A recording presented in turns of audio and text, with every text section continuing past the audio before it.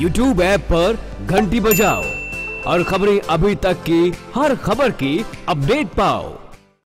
भारतीय सेना ने वायुसेना ने पाकिस्तान के आतंकवादी ठिकानों पर जो हमला किया, मुंहतोड़ जवाब दिया। उसके बाद पाकिस्तान में हड़कंप पर पाकिस्तान के प्रधानमंत्री ने आपातकालीन बैठक बुलाई है। भारत की कार्रवाई से पाकिस्तान में हड़कंप मचा हुआ है। भारत की कार्रवाई से पाकिस्तान की अगर बात की जाए तो पाकिस्तान में अब पाकिस्तान के जो विदेश मंत्री हैं शाह महमूद कुरैशी, उन्होंने इस बात को कबूला है कि हां हमला हुआ है। जो पाकिस्तान झुटलाता रहता है हमेशा, अब उसने कबूल कर लिया है। भारत की तरफ से पुलवामा अटैक के बाद इस कार्रवाई को अंजाम दिया गया है और पहले से ही ये कहा जा रहा था कि इसका मुंहतोड़ जवाब दिया जाएगा।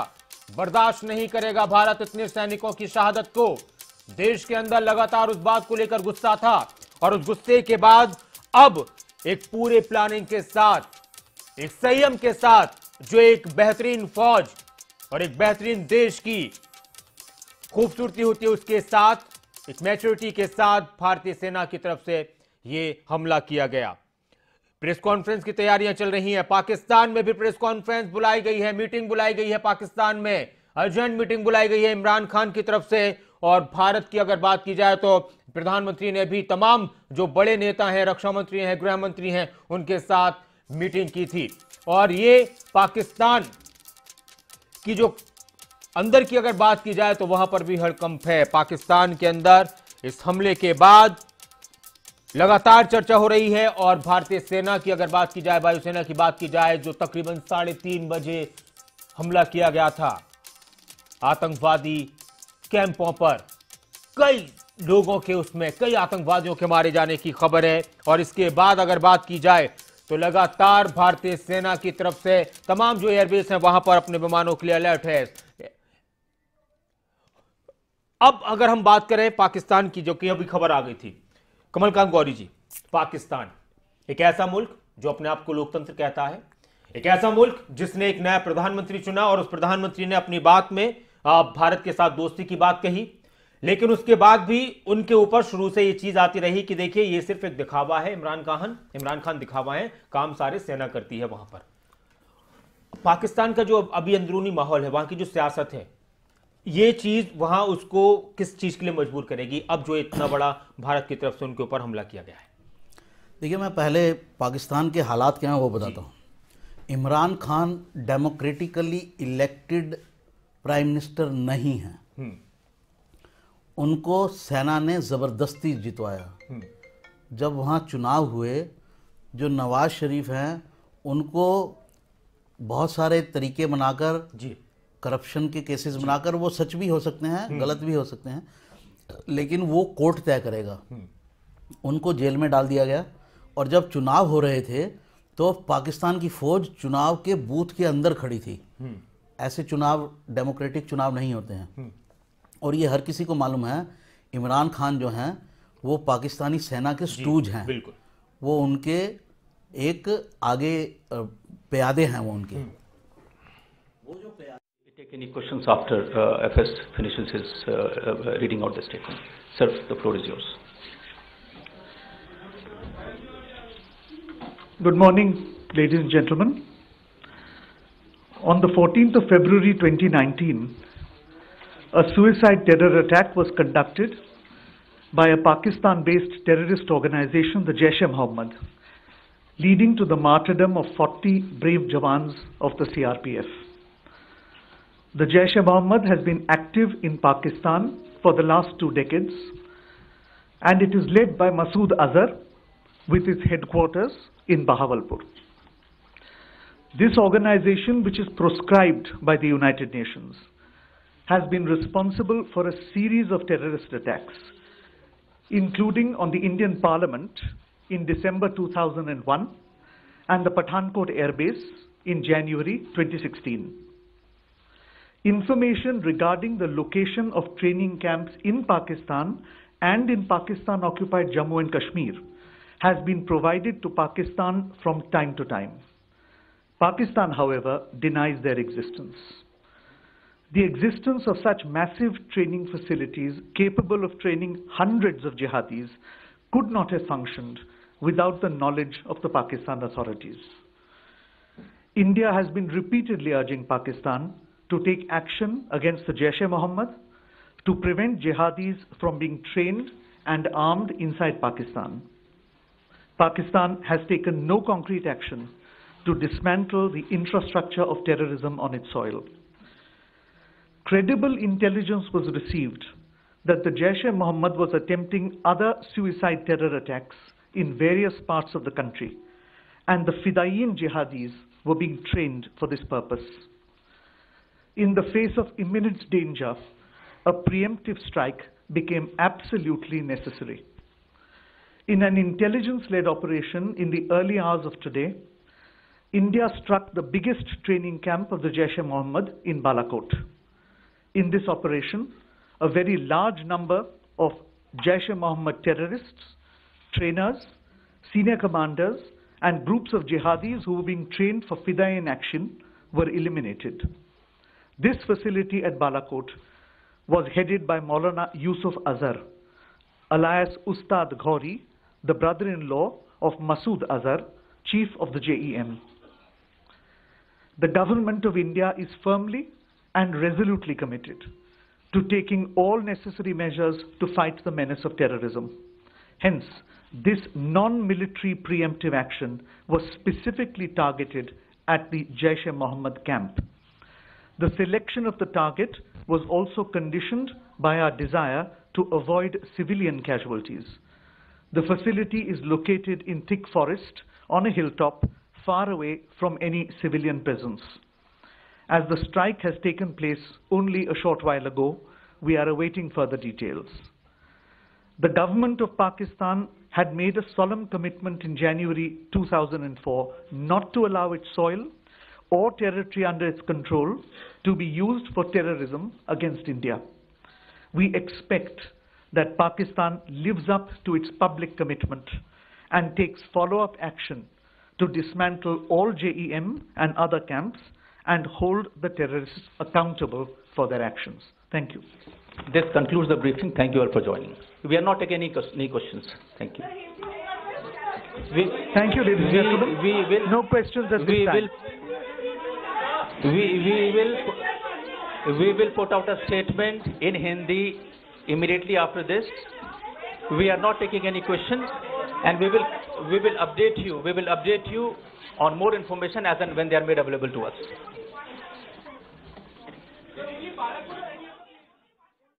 जैश की गतिविधियों की खुफिया जानकारी जुटाई और एक इस बात का भी जिक्र कि और भी सुसाइड बॉम्बर के जरिए हमलों की कोशिश जैश की तरफ से, जैश मोहम्मद की तरफ से भारत में थी।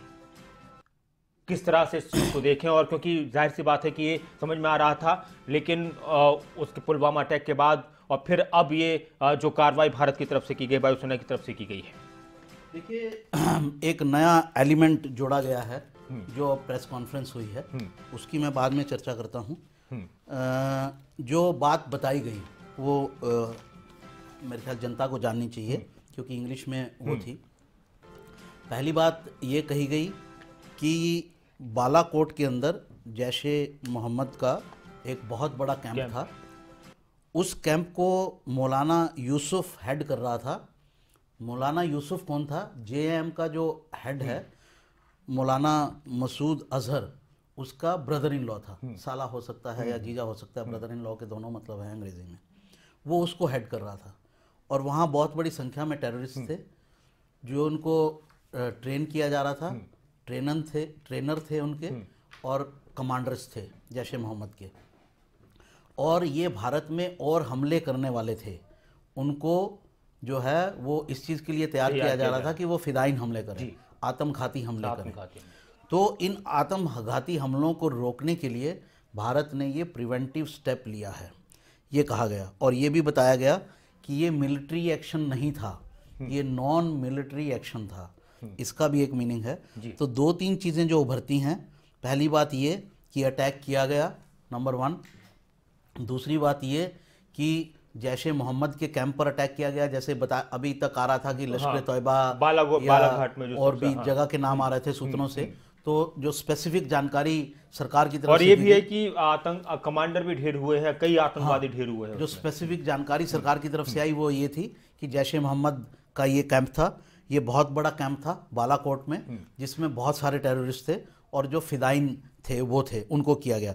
और ये कहा गया कि ये एक नॉन मिलिट्री एक्शन है और फिदाइन हमले को रोकने के लिए ये कार्रवाई की गई। तो इसमें जो दो बड़ी बातें मैं कहूंगा, एक बात ये कि अटैक हुआ, बहुत बड़ी संख्या में लोग आने वाले वक्त में और भी फिदाइन हमले, आत्मघाती हमलों करने हमारे पास इंफॉर्मेशन थी। ठीक, एक तो इसे बताया गया ये नॉन मिलिट्री एक्शन है। अब इसके एक नए आयाम निकलते हैं। जब हम कहते हैं कि टेररिस्ट के खिलाफ अगर हम कार्रवाई करेंगे तो उसको मिलिट्री एक्शन नहीं माना जाएगा। अब पाकिस्तान कोई मिलिट्री एक्शन नहीं कर सकता है, उससे मानता है कि नहीं मानता, और इंटरनेशनल स्तर पर इस बात को ये पेश किया जाएगा that it is a non military action. When we take action against terrorist it will not be considered a military action. Now the military action, if international community supports it, which they will, I fully hope, क्योंकि पूरी diplomatic exercise इसमें की गई है, then Pakistan will have no option of military action. तो पाकिस्तान ये नहीं कह सकता कि मिलिट्री एक्शन पहले किसने किया, हमारा मिलिट्री एक्शन नहीं है, हमारा के खिलाफ था हमारा एक्शन, हमारा नॉन मिलिट्री एक्शन था। मिलिट्री एक्शन करेंगे तो आप, और आतंकवाद के खिलाफ लड़ने की सब लोग एक साथ बात भी करते हैं, हाँ, बात भी करते हैं। हाँ, और मिलिट्री एक्शन करेंगे तो पाकिस्तान करेगा, हम नहीं कर रहे हैं, हमारे पास कोई आतंकवादी नहीं है। और दूसरी बात जो ये कही गई, जो इम्पोर्टेंट है, कि ये प्रिवेंटिव एक्शन था। ये पाकिस्तान को चेतावनी है कि अगर आपके यहाँ टेररिस्ट पलेंगे तो हम इस तरह के नॉन मिलिट्री एक्शन। और एक बात और उन्होंने कही कि बिना पाकिस्तान की जानकारी के ऐसा हो ही नहीं सकता जो इतना पुलवामा में वो तो क्लियर ही है, वो तो बिल्कुल साफ ही है कि पाकिस्तान, ये सब जो है पाकिस्तान कुछ बहाने बनाता रहे, मुखौटा कुछ लगाए, ये सब पाकिस्तान की मिलिट्री के बेटे हैं। पिछले दिनों नॉर्दर्न कमांडर के हेड ने प्रेस कॉन्फ्रेंस की थी, उन्होंने कहा था कि जैशे मोहम्मद जो है वो पाकिस्तान की मिलिट्री का बेटा है, तो ये उन्हीं के बेटे हैं, ये उन्हीं के बच्चे हैं, ये पाकिस्तान मिलिट्री के बिना कुछ नहीं हो सकता। ये वहां पर, अब हमारे देश में अगर टेररिस्ट पलते रहे तो हम या क्या क्या कह सकते हैं ये कि हमारी जानकारी के बिना हमारी सरकार कह सकती है? बिल्कुल, तो फिर सरकार काहे की है? सरकार काहे की है? फिर सॉवरेनिटी काहे की है? बिल्कुल, हम अपने ऊपर कह रहे हैं, तो फिर पाकिस्तान सॉवरेन कंट्री कहेगा, वहां की सरकार सॉवरेन कैसे है? अगर आपके यहाँ लोग पलते रहते हैं और आपके यहाँ खुल्लम खुल्ला वो भाषणबाजी करते हैं, ऐसा भी नहीं कि वो खुल्लम खुल्ला उनकी गतिविधियां नजर आती हैं, और आप कुछ एक्शन नहीं ले सकते, तो सॉवरेन कंट्री कहेगी यहाँ, और जिन्हें दुनिया भर के देशों ने आतंकवादी घोषित कर रखा है, तो then there is no sovereignty, then you are not a sovereign country. जी, तो आपकी चलती ही नहीं है अपने देश में, इसका मतलब तो ऐसा होता नहीं है किसी से। जब पाकिस्तान की मिलिट्री को एक्शन लेना पड़ा था नॉर्थ वेस्ट फ्रंटियर में, वो उन जिहादियों के खिलाफ, उन तालिबान के खिलाफ जो पाकिस्तान की सरकार को ओवरटेक करना चाहते थे, वो तालिबान बन गए, तो उन्होंने वहां पर आप देखा ना ताव इतने बम बरसाए, सबको नेस्तनाबूद कर दिया। अगर आप उनको कर सकते हैं तो जैश ए मोहम्मद को क्यों नहीं कर सकते? ठीक, जब आपके ऊपर हमला आया पाकिस्तान, हम 70,000 लोग मारे गए। कौन से लोग भाई? वो क्योंकि आपकी सरकार को खतरा था उससे, इसलिए आपने उनको मारा। तो जब आपकी सरकार को खतरा है तब आप एक्शन ले सकते हैं। तो आप हमारे यहां से, आपके यहां से बैठ के हमारे खिलाफ जो करता है उस पर एक्शन क्यों नहीं लेंगे? तो ये एक बड़ी इंपॉर्टेंट स्टेटमेंट थी। और उसके जो दो हाई पॉइंट हैं वो मैं ये कहूंगा, वो ये है कि first it is a non military action, and second कि ये अगर और भी फिदाइन की आप सोचेंगे और हमारे पास कंफर्म्ड इनपुट इंफॉर्मेशन आएगी तो हम प्रिवेंटिव एक्शन लेंगे। इसको पुलवामा का बदला नहीं बताया गया है, चाहे आप दोनों चीजें जोड़ें। गवर्नमेंट ऑफ इंडिया ने कहा it is not an revenge, it is A preventive action. आतंकवाद अगर आप और दोबारा ऐसी चीजें सोचेंगे और हमारे पास इंफॉर्मेशन होगी, हम फिर ऐसी at Balakot, which was a training camp for the Jaish-e-Mohammed run by the nephew of Masood Azhar, Yusuf Azhar. We are still awaiting the bomb damage assessment, and that will give us the concrete proof of the damage we have been able to inflict on these facilities. From initial photographs, it looks to be considerable. Since the ammunition was precision guided munitions, they would have hit the target squarely. And now these were given shotgun cover by Su-30 aircraft, and I think in some we are awaiting battle damage assessment, bomb damage assessment, but in some it was a very, what shall I say, very carefully crafted operation. because the problem was to achieve surprise. Striking Bhavalpur was the most obvious option, which the enemy also knew. Everybody across the world knew that Bhavalpur now would be a target from which Masood Azhar has already been taken out. He has been removed from the target area. He's been taken somewhere in hiding, and there was actually very little point except very good optics in attacking Bhavalpur. However, we have hit operational training facilities from where concrete action was possibly being planned against us. More strikes were being planned. Jaish-e-Mohammed had boasted that they had just used 350 kg bombs. They were going to use 500 kg bombs. In such a situation, there was no question of sitting back with folded hands and awaiting the next strike. I am glad we have used the Israeli method of using pinpoint and focused air power. Masood Azhar जो कि आतंक का एक चेहरा है, देश की अगर बात की जाए, दुनिया की अगर बात की जाए तो उसको आतंकवादी के रूप में देखती है, लेकिन पाकिस्तान नहीं देखता, और पाकिस्तान का दोस्त चाइना भी। अब जो बालाघाट में हमला हुआ, यूसुफ अजहर के मारे जाने की भी खबर है, कमांडर हैं, कई सारे जो बड़े इनके चेहरे हैं वो मारे गए। सर, किस तरह से देखेंगे, कमर टूटेगी इनकी? देखिए, जैश ए मोहम्मद तो एक टेररिस्ट बनाने की फैक्ट्री बना हुआ था, और भारत में उन्होंने बहुत कोशिश की अपने आतंकवादियों को भेजने की, लोकल यूथ्स को रिक्रूट करने की। तो जो ऑपरेशनल एक्टिविटीज़ जो हमारी फोर्सेस की रही हैं, उसमें इनकी कमर तो ग्राउंड फोर्सेस ने पूरी तरह से देश के अंदर काफ़ी हद तक तोड़ रखी है। इन्फिल्ट्रेशन को पूरी तरह से हमारी सेना ने रोक रखा था, और ये फ्रस्ट्रेशन का एक लेवल उनका बहुत बढ़ गया था कि वो कैसे हमारे यहाँ पर आतंक बरपाएं। तो क्योंकि इन्फिल्ट्रेशन नहीं हो पा रही थी, लोकल लीडर्स, कमांडर्स वो मारे जा रहे थे, अब नई फ्रेश रिक्रूटमेंट नहीं हो पा रही थी। तो उन सारी चीज़ों को देखते हुए बहुत सारे लोग वहाँ पे इकट्ठे, इन्होंने ट्रेनिंग करके इकट्ठे किए हुए थे, और उनको अंदर हिंदुस्तान में भेजने की कोशिश की जा रही थी।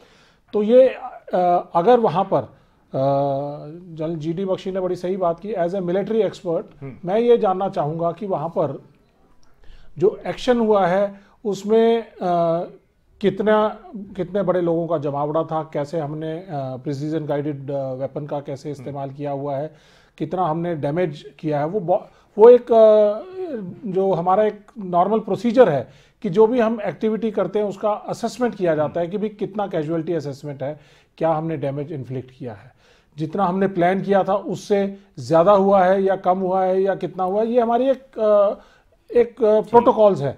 तो हमें जब वो हासिल होगा तो उसके बाद हम बहुत अच्छी तरह से कह पाएंगे। लेकिन जो प्राइमा फेसी जो दिखाई दे रहा है उसके हिसाब से अगर ये बालाकोट के कैंप के अंदर वहाँ पे 200-300 आदमी हैं और प्रिसीजन हमला हमने उनके ऊपर किया है, हमने हो सकता है कि वहाँ पे जो आप एक बार पहले भी पूछ रहे थे 1000 किलो के बॉम्ब का क्या है, अगर 1000 किलो का हाई एक्सप्लोसिव बॉम्ब है या फिर उनके निपाम बॉम्ब है या कोई और तरह के बॉम्ब होते हैं, शॉक क्रिएट करने वाले बॉम्ब्स होते हैं, तो किस तरह के बॉम्ब का इस्तेमाल किया गया है, तो उससे पता चलता है कि भी कितना डैमेज हुआ होगा। क्योंकि वो अगर शॉक क्रिएट करने वाले बॉम्ब्स का इस्तेमाल किया गया है तो उसमें अगर मान लो कि वो बॉम्ब को गिराया गया उस इलाके के अंदर, मान लो 500-600 मीटर के अंदर इतनी बड़ी शॉक वेव जनरेट होती है कि भागते हुए आदमी के ऊपर भी जो है उसका असर होता है शॉक से।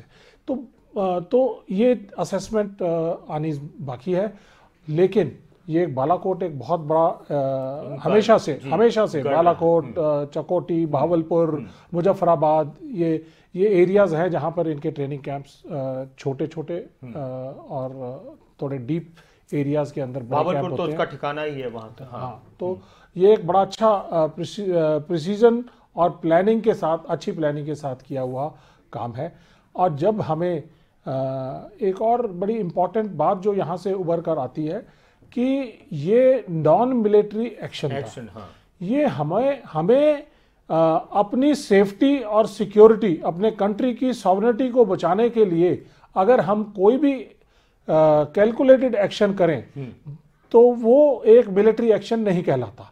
तो ये हमने जो लोग हमारे देश के अंदर गड़बड़ी फैलाने की नीयत से वहां पर इकट्ठे थे, उन लोगों के ऊपर अटैक किया। ये सिविलियन में तो और अगर दूसरे देशों की बात की तो कि हम भी सपोर्ट कर रहे हैं, इंटरनेशनल लेवल पर सभी समझदार देश वो ये कहते हैं, ये मानते हैं कि भाई अगर आपकी धरती के ऊपर कोई अटैक करने की प्लानिंग कर रहा है, अगर आप उसको एलिमिनेट करते हो तो वो एक नाजायज चीज नहीं है, वो एक जायज एक्शन है। टेररिस्ट की, आतंकवादियों और ये आज यहाँ पे टेररिस्ट एक्टिविटीज है, और जो हमारे देश में टेररिस्ट एक्टिविटीज करना चाह रहे थे उनका एक बहुत बड़ा जमावड़ा था, ट्रेनिंग कैंप था, कमांडर्स थे।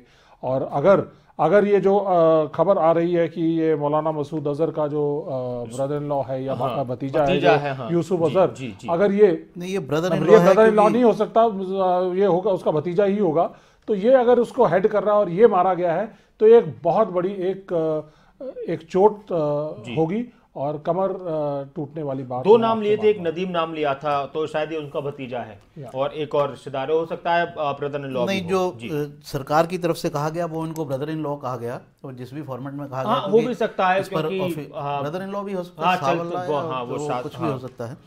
एक आपने बात कही कमर टूटने वाली, इसमें यहाँ पर मैं थोड़ा एक क्वेश्चन मैं इसलिए पूछा कि मसूद अजहर चेहरा है आतंकवाद का, ये जो लोग हैं इनके लिए लोग कुछ नहीं होते, लेकिन जब खुद पर बीतती है तो शायद कुछ एहसास हो, ऐसे लोग इनको फर्क पड़ता है इन लोगों को। नहीं, मैं ये कहना चाह रहा था। देखिए, क्योंकि रिश्तेदार है, भाई है। नहीं, मसूद अजहर जो है उन्होंने अपने आप को इतना जिहाद में इन्वॉल्व कर लिया है कि ये सब शहादतें हैं, और वो जितनी आगे चले गए उससे वापस आना उनके लिए पॉसिबल नहीं है, उसके लिए पॉसिबल नहीं है।